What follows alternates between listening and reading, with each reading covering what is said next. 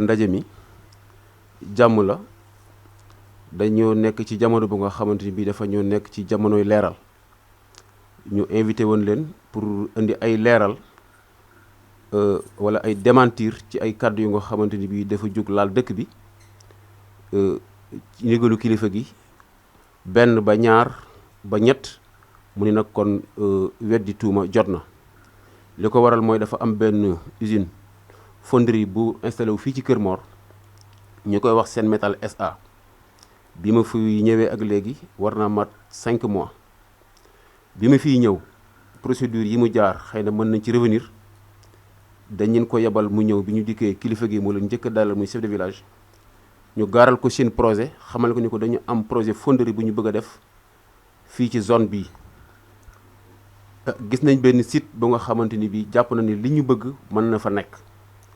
sëñ bi mu ko gëstoo ba xam site boobu ni mu njëkk a def mooy daal di xibaar ñi nga xam ñoo moom site yooyu muy seeni borom xamal ni leen am na partenaires yu fi ñëw wax leen lii seen yitte ak li ñu fi bëgg a def ci dëkk bi ñooña ñoom it réunir ñu mat juróom-ñett ñoo xamante ni kenn ku nekk amoon nga fa espace ñu réunir gise ak le partenaire waxtaan ci site yi nga xamante ni bi fi lañ naal pour def industrie boobu bi yàlla dogalee ñu déggoo ci kaw négociation partenaires yi wàccoo ñi nga xamante ni bi aussi ñoo moom suuf soosu li ñu daal di def moo di daal di dem ci autorité communale bi nga xam ne mooy le maire Augustin Tine gaaral ko seen projet aussi wax ko li ñu nar a def ci commune Fandène bi mu gëstoo ba xam ni ñi nga xamante ni ñoo moomoon suuf soosu nanguwuñ ko ci ñoom kenn forcé wu leen mais dañoo waxtaan ba juboo mu gis ni projet bi xëy na am na njariñ waaye nag it loo gis du ne dafa am ci yoon wu muy jaar mun leen du ma leen mën a tontu li ma mën mooy dinaa yebal ay service technique ñu dem ngeen war leen site boobu ñu xool lan moo fa mën a nekk ak lan moo fa mënul nekk par rapport ak seen projet boobu ci la bind ministre de l'environnement un jour vendredi équipe boobu wàcc na fa xool espace bi de gauche à droite daal di delluwaat Dakar mu am benn espace bi yàgg sax ba partenaires yi doon nañ laaj ak di yàkkamti pour réponse boobu fakale fan la mujj mais mun leen ngeen xaar ba ma jot réponse bi ci laay mën a soog a tontu comme man sama xam-xam màcc ci loolu bi nga xamee ni jot na réponse bu jógee ministre de l'environnement ñu defal ko wax ko d'abord ni ko espace boobu sorte de usine bi mën na fa nekk mais dañuy respecter ay normes tegal leen ay normes yoo xam te ni moom la ñu war a respecter xamal leen ci tamit foofu li ko wër au-delà de 500 mètres lotissement administratif mënatu fa nekk bi mu jotee réponse boobu nag ci la convoqué équipe municipale bi ñëpp ñu teew mu gaara leen projet bi jox leen réponse bi nga xam te ni ministre de l'environnement wax na ko ak recommandation yi nga xam te ni def na ko fa loolu bi ñu ko jotee ñun conseil yi ñun ñëpp aussi mu liir ko suñu kanam ñu dégganu ko unanimité ci conseil yi fa nekk que pouvoir que opposition yi ñëpp rafetlu projet bi parce que di ci yaakaar ne ay njëriñ lay doon ñu accepter ko ci conseil rural bi ñu jublu ci wàllu délibération bi pour xamal leen nii leen daal foofu la jaar ci kilifa gi la jaar ci sëriñ bi jaar ci borom tool yi jaar ci monsieur le maire mu accompagner ko ak service technique am yi ba ñu ñëw loolu mooy illay usine bi wàcc fi ñu gis ci nag ni boobaak léegi gis nañ fi ay nit yu nga xam te ne à chaque fois ñu ngi ñëw di mbubboo turu Kër Mor di bind de gauche à droite di ñu mbubboo que ni ñun à chaque fois ñu ngi wootee wàllu pour que usine bi d'accorduñu ci dañoo xëy jël suñu suuf implanté ko fi loolu la ñuy c'est archi faux amul ni près ni de loin amu ci. li am mooy ni ma la waxee noonu la demee ñëpp ànd ci gunge ko te ñi ciy bindit amul kenn ku mës a wàcc ci dëkk bi jël fi information baa nga laaj kuréel yi fi nekk baa nga ñëw ci sëriñ bi baa nga laaj ci notable yi nekk dëkk bi laaj leen lan moo leen ci naqari ak lan moo leen ci neex bañ jox leen suñu version mais dañuy jël di bind article di bindoo turu Kër Mor que ñun ñu ngi jooy ñu ngi woote wàllu ñu ngi woote ku ñu dimbali ndax dañoo jël suñ suuf def ci usine bu nga xamante ni bii d'accorduñ ci loolu nag lañ ñi benn yoon ñu sëgg ñaar mu sëgg bu ñettee nag bu ñu sëggul dafay mel ni dafa ñuy nekk suñu biir dañuy wax waaw wax déet te loolu la ñuy bañ moo tax ñu bëggoon leen woo yéen leeral ñëpp muy commune Fandène bi yëpp ak village yi ñu wër yëpp te it ni ko Kër Mor soxlaa village environnant yi ñu wër yëpp noonu la ñu amee même d'information que ñun noonu lañ ko accepté it noonu la ñuy gunge usine bi loolu la ñu bëggoon indi ay leeral xamal ni ko ñiy bind ci turu Kër Mor dafa war a dakk bu dakkulee nag képp ko nga xam te ni bindati nga ci Kër Mor ñu ngi woote wàllu ñun tamit dinañ jug taxaw jàmmarloo ko ak yow te xam ni Kër Mor bu demee ba war a jooy ba mu demee ba war a bind ba mu demee ba war a ñaxtu ñun ñoo koy defal suñu bopp mais kenn duñ ko defal loolu laa ñu ay kàddu ñu fi doon indi en tant que adjoint maire ci li mu xam ci wàllu projet bi. li ñu ci waxtaan ci tënk ko ak ñoom di wax ni étude bi aussi mi ngi en cours ñu ngi ci deuxième phase bi parce que war nañ fi ñëwaat def programmation ba audience publique def naa loolu moo ñu dese liñ ci tënk ci wàllu li nga xamante ni bii ndax ku wax usine dina wax ay impact yu fi def ndax ab peut-être yoon yi mu baare dina am lu nga xamante ni bii tamit ñu ngi ko ci xaar loolu liñ ci tënk ci wàllu ñoom ñun ak moom ak monsieur le maire mooy dinañ ñu gunge ci wàllu sanitaire wax nañ poste de santé wax nañu wàllu ndox wax nañ ci wàllu excitation électrification wax nañu dinañu doté d'un ambulance aussi yooyu yëpp ci lu ñu tënk lu ñu tënk ak ñoom la. nuyu di leen dalal jàmm di leen masaxaw ci coono yi di am mbégte lool ci teewaay bi ngeen teewaay fii ci kanamu sëriñ bi nun nag ñooy yor kàddu sëriñ bi ak njaboot gi ñu la sëriñ bi joxit wàllu jumaa ji ñuy jiite waxtu yi juróom li taxit jataay bi am mooy nii ko monsieur le maire waxee noonu la demee ñoom bi ñu ñëwee jaar nañ ci sëriñ bi waxtaan ak moom ñu jaar fa ñu war a jaar mu jox leen ndigal ñu ànd ak ñoom ndax condition yi nga xam ne moom la monsieur le maire wax lépp ci wàllu barab bi ak njariñ léegi ya ca aju yëpp wax gaaral nañ leen ko te ñi nga am yaakaar ni bu loola taxawee dana jariñ askan wi dana jariñ gox bi loolu nag moo tax sëriñ bi jox leen ndigal ñu ànd ak ñoom accompagner leen ñu bokk di liggéey li waral wax ji nag mooy kàddu yi ñuy dégg ci biti ñuy wax joo xam ne dëppoowul ak li sëriñ bi joxe ndigal ak li population bi ànd pour waxtaane ko ak ñoom ba pare loolu moo ñu jaaxal ñu dégg ko benn yoon ñaari yoon ba ñetti yoon te loolu dëppoowul ak li nga xam ne mooy li am moo tax nag ñuy wax ci kàddug sëriñ bi ni loolu ñuy wax ña koy wax teguñ ko fan ko war a teg ndax fi ñu ko war a teg mooy ci ndigalul sëriñ ci kàddoom te sëriñ bi moo leen dalal moo leen jox ndigal ànd kook njaboot gi yëpp ñu waxtaan ba déggoo ci loolu nag moo tax ñu ñëw ñu it di leeral ci kàddug sëriñ bi kàddug askan wi xamal leen ni leen lii nga xam ne moom la ñuy dégg di ko wax ca biti dëppoowul ak li nga xam ne mooy li am loolu moom la sëriñ bi waxoon ni bu ñu yëkkatee kàddu ñu waxal ko wax ko ci kanamam wax ko ci kanamu mbooloom yëpp moo tax ñuy kàddu sànni kàddu yi ñuy kàddu ñu ngi leen di gërëm nag di leen masaw di leen sant di leen gërëm loolu daal ci tënk mooy kàddu yi nga xam ne moom lañu doon wax ci kàddu sëriñ bi ngeen baal naax. ñu leen di nuyu di leen dalal jàmm fii ci Kër Mor Ndiaye c'est Assane Cissé président mouvement ànd taxawu Kër Mor Ndiaye représentant des jeunes qui regroupe l'ensemble du village góor ak jigéen mag ak ndaw ñu leen di dalal jàmm di rafetlu seen jotaay fii xanaa di rejoindre rek sëñ bi ci ay kàddoom di ko ci jaajëfal bu baax a baax di ñaanal yàlla gudd fan ak wér di rejoindre encore monsieur le maire monsieur Pathé Niang seen ay kàddu wax ji nag xam naa ne li ci ëpp solo ñoom wax nañ ko tey ji li ñu fi dajale rek moo di ne lu jëm ci wàllu waxtaan affaire usine bi mooy usine fonderie bi war a implanté wu fii ici à Kër Mor Ndiaye depuis buy commencé fan yi nag dañuy jot ay interpellation ay tuuma yoo xam ne dañ ko teg ci dëkk bi Kër Mor Ndiaye defe naa ni benn ñaar ba ñetti yoon dafay bëgg a ëpp nag moo tax ñu jóg pour taxaw bëgg loolu mu dakk ndaxte yàlla dafa dogal bi ñu fi war a taxawal usine bi ñun waa Kër Mor Ndiaye jeune Kër Mor dañu taxaw jóg ci ndigalu sëñ bi sëñ bi wooluñu wax ñu li fi war a am ñu toog di ko déglu mu ne nag lépp jël nañ ko dénk ko waa maire bi municipalité bi ñu ngi ciy dox li ñu ci war a dox municipalité bi jël na ko en compte xool dénk ko service compétent yi muy waa ministère de l'environnement ñu xool foofu site ba ndax usine bi mën na fa nekk wala mënu fa ne yàlla dogal ñu xool ko ba pare ne usine bi mën na fee ne loolu tax ñu taxaw pour accompagner leen foofu bi njëkk a xool ñun en compte problème de environnement la bi yàlla dogalee ñun usine bi mën na fa ne ci wàllu sécurité amul benn impact bu muy def ci wàllu dundu doomu aadama yi kon boog pourquoi pas du ñu accompagner ndaxte Kër Mor soxla na ko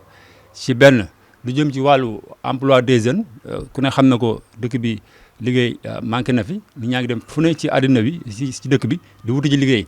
lu mel ni suñu ko andilee fii dañuy pare pour accompagner leen ci ndax suñu waa ndawi dëkk bi mën ci am liggéey loolu benn la et puis tamit ñu ngi am ci ay yaakaar ëllëg usine bi suuf yi implanté woo ñu jàppale ñu ci wàllu limite ci wàllu wér-gu-yaram ku ne xam na ni nit ñi yittewoo nañ ko ñu jàppale ñu ci lu jëm ci wàllu njàngum xale yi loolu ku nekk xam na ko yooyu yëpp moo tax pourquoi pas du ñu accompagner ci usine bi loolu moo tax nag ñu bëgg leen a accompagner usine bi ci wàllu loolu. li ci amoon solo rek moo di ne waa mairie bi waxtaan nañ ko ba déggoo ko lu jëm ci wàllu sécurité bi moo ci am solo loolu rek lañ ci doon ragal mais service yi nga xamante ni ñoo compétent muy ministre de la santé wax na ko ministre de l' environnement ñoom wax nañ ko ne usine bi mën na fee ne respecté nañ normes yi pour mu mën fee ne pourquoi pas ñun waa jeunesse Kër Mor Ndiaye du ñu leen ci accompagner ci usine bi ndax boo liggéey waa jeunesse bi man ci am lu ñu liggéey pour l' instant. depuis booba tey nag ñu ngi jot ay interpellation yu bëri nit ñi di ko wax ci à la place de Kër Mor Ndiaye loolu moo tax mu métti ñu trop ni waa Kër Mor ña ngay yuuxu wàllu ni dañu leen fa bëgg a forcer defal leen fa benn usine industrie ci seen place loolu moo tax mu métti te waa Kër Mor mosuñ ci wax lu jëm ci contre usine boobu mosuñ ci wax mosuñ ci jëf loolu nag lañ bëgg mu dàkk incha allah ñu en tout cas ñu jeunesse Kër Mor Ndiaye pare nañ pour képp koo xamante ni wax nga kuy waxati na nga wax ci sa responsabilité bopp bañ a wax ci lu jëm ci wàllu ci responsabilité wu jeunesse su Kër Mor Ndiaye bu ko fa defati incha allah daañu la lépp loo xamante ni yoon may ñu ko daañu ko def nañ la yóbbu ci yoon en tout cas loolu moom mooy ci samay ay première kàddu. waaw xabaar ñun bi ñu ko gëstoo ba gës ko ba ci biir li ñu jotagum ci ay xabaar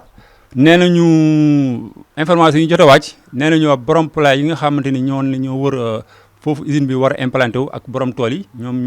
ñoo ko def ñu ngi koy continuer di ko gëstu am nañ ci tuuti ay information ñoom nag suñuy wax nañ jël seen responsabilité bopp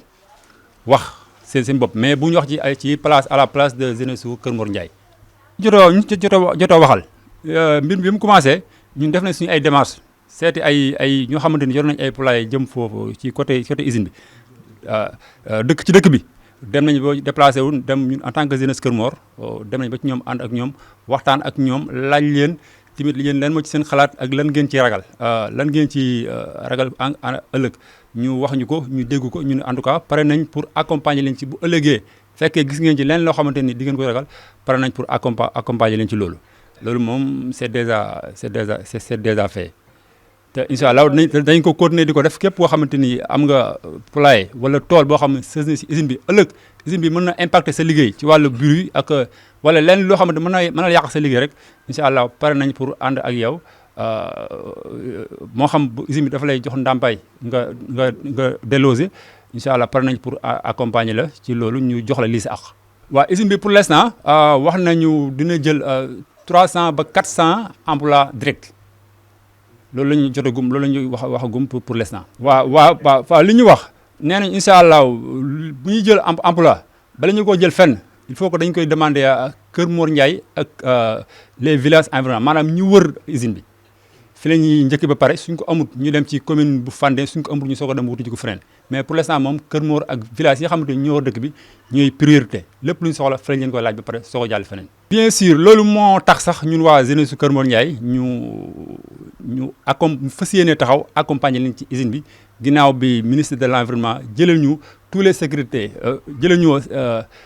sécurité nécessaire boo xamante ni usine bi war na mën a ne fii parce que avant tout bala ngay wax rek nga wax sécurité ba pare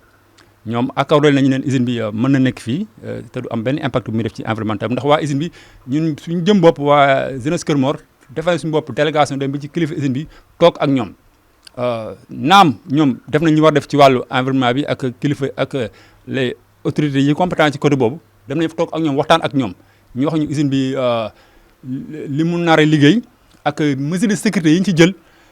pour que du am benn impact environnement benn pollution moo xam saxar la wala poussière wala bruit buy génn loolu moom sécurité bu doy jël nañ ko ci la preuve sax wax nañu ne pour firndeel loolu rek ñun ñi nga xamante ne ñoom ñooy usine bi incha allah ñoom foofu la ñu fas yéene loger ba fi ma lay wax yéen sax ñoom seen logement pare na ba loger nañ ñun ak yéen fii la ñu fas yéene loger ñu liggéey loo ba wàcc yéen ngeen dem ñibbi ñun ñu continuer des ci usine bi defe naa ne kon bu doon lore ñoom peut-être mën nañ bañ a dëkk foofu loolu rek mooy firndeel ne moo gën a dalal suñu xel ne li ñu wax lu am la en tout cas pare nañ pour accompagner leen ci incha allah ci parce que jox nañu assurance bu mat sëkk ci wàllu environnement bi suñu demee nag ba gis loo xamante ni am na au contraire ak li ñu waxoon incha allah loolu moom duñ ci xaar kenn duñ ci woo kenn pour mu jàppale ñu pare nañ jël suñu engagement bopp pour taxaw loolu mu saafaraw wala boog ñu xam daal ban matériel lañ ko mën a régler. Bonsoir tout le monde, moi je m'appelle Mohamed Lamine Diouf, je suis membre du mouvement And Taxawu Kër Mor. Sur les faits, bon, on va dire simplement que ce sont des mécontents. Il y a eu des mécontents qui sont actuellement, qui se murmurent, qui passent tout leur temps à tenir des propos discourtois, bon, qui sont discourtois à l'endroit de notre cher Kër Mor, de notre village. Et ceci dit, vraiment, nous sommes très mécontents par rapport à ça, parce que ce sont des idées vraiment que nous, en tant qu'habitants de Kër Mor, nous l'entendons ailleurs. D'accord? Ce ne sont pas des idées vraiment qui proviennent de nous. Voilà, si vous avez des questions par rapport à ça, on est là pour vous répondre personnellement ce qui s'est passé. Compte tenu du dossier, étant donné qu'on est membre du mouvement et habitant aussi du village, on pourrait dire que c'est un dossier qui est en conformité vraiment avec les règles qui sont établies, non seulement par les autorités compétentes, mais aussi au texte. Au regard du texte, par exemple, il y a eu des, comment dirais-je, le ministère de l'Environnement a eu vraiment parce que pour une installation d'usine, au préalable, ça nécessite des constats. Donc, ce qui fut fait, en tout cas, nous, on ne peut pas dire grand-chose par rapport à ça, parce que, comme vous le savez, l'installation d'une usine, ça nécessite au préalable des constats. Et ces constats ont été faits par des autorités compétentes. D'accord? Là, tout est en conformité. L'installation est bel et bien correcte. On ne peut rien dire là-dessus. Vraiment. Effectivement, nous mesurons bel et bien les avantages. Parce qu'ils parlent toujours des avantages qui sont des inconvénients. Mais nous, au contraire, on voit que l'usine présente des avantages. Par exemple, sur le domaine de l'emploi des jeunes, tel que l'a présenté tout à l'heure monsieur le président du mouvement And Taxawu Kër Mor. L'usine, aujourd'hui, comme vous le savez, le problème de l'emploi se pose actuellement au Sénégal. Donc, si l'usine est prête à installer à faire, par exemple, de tels investissements au niveau de Kër Mor, donc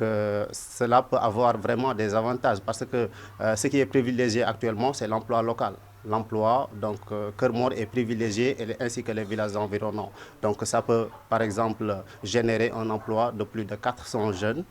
directs. Donc ça, c'est un atout pour Kër Mor Ndiaye ainsi que les villages environnants. Donc ça, c'est un impact qui est positif. Maintenant, ceux qui parlent des impacts négatifs, nous, on ne le voit pas, loin de là. Nous, on ne le voit pas. Personnellement, moi, je ne peux pas défendre la thèse selon laquelle cette usine présente des aspects qui sont négatifs. Parce que s'il présentait ainsi des aspects qui sont négatifs, le ministère de l'Environnement n'allait pas, par exemple, donner l'autorisation d'une telle usine à implanter sur les lieux. Effectivement, jusqu'à preuve du contraire, même s'il présente actuellement, on est au XXIe siècle. Donc, comparer actuellement les usines qui sont là depuis 1960, et pourtant, ils sont là. Depuis 1960, il y a des usines de fonderie qui sont actuellement au Sénégal. On peut donner tant d'exemples. Mais actuellement, on est au XXe siècle. Moi, je pense qu'ils sont vraiment investis dans ce domaine pour que de tels impacts ne seront pas liés.